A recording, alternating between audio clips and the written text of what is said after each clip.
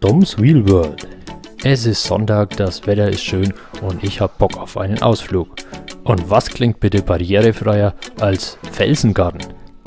Wie das funktioniert hat, seht ihr nach dem Intro. Los geht's!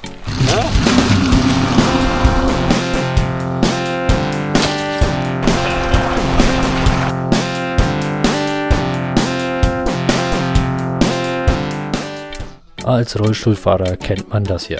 Erstmal die Planungsphase. Kommt man dahin, kann man da parken, kommt man aufs Klo, kommt man rein, kommt man raus. Wir kennen das ja. Leider habe ich online nichts zur Barrierefreiheit gefunden. Und auch kaum Bilder, auf denen nicht irgendwo Treppen waren. Trotzdem dachten wir uns, wir probieren das einfach mal. Also sind wir hingefahren.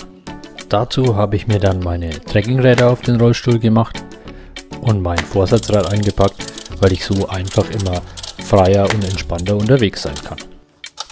Das Problem mit der Toilette löse ich übrigens, indem ich einfach im Auto katheter. Also, los geht's! Vor Ort habe ich dann erstmal diese Tafel entdeckt, die an einigen Stellen schon vermuten lässt, dass hier Treppen sind. Also habe ich mir da mal einen Weg ausgesucht. Nach kurzer Zeit fanden wir dann auch ein Schild, das auf einen barrierefreien Weg hinweist, der übrigens im Gesamtverlauf hier entlang geht. Dieser Weg hat einen recht guten und festen Untergrund und hat nur moderate Steigungen und Gefälle. Aber ich habe diesen Weg natürlich mal wieder verlassen, um noch mehr zu sehen. Nachdem ich immer wieder auf Treppen gestoßen bin und dann umkehren musste, kann ich euch sagen, alle Treppen, die im Plan aussehen wie Treppen, sind auch wirklich dort. Und manchmal gibt es auch Treppen, die dort eigentlich nicht sein sollten. Aber auf dem barrierefrei ausgezeichneten Weg ist alles einwandfrei.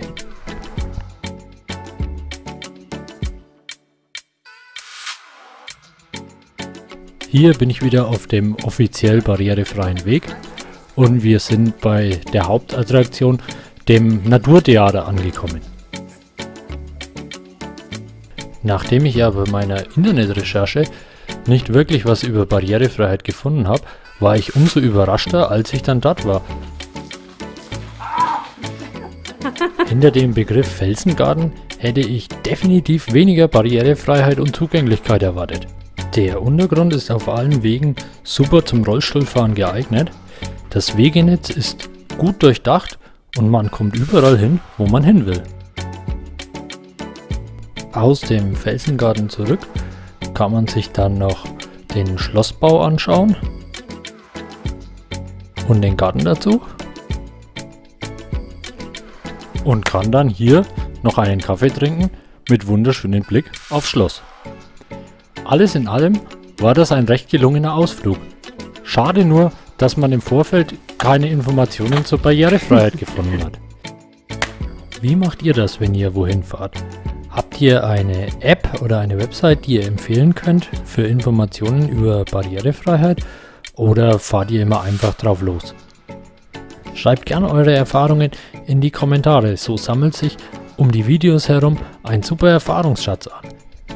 Und lasst gerne einen Like da, wenn euch das Video gefallen hat. Bis zum nächsten Mal bei Doms Wheel World.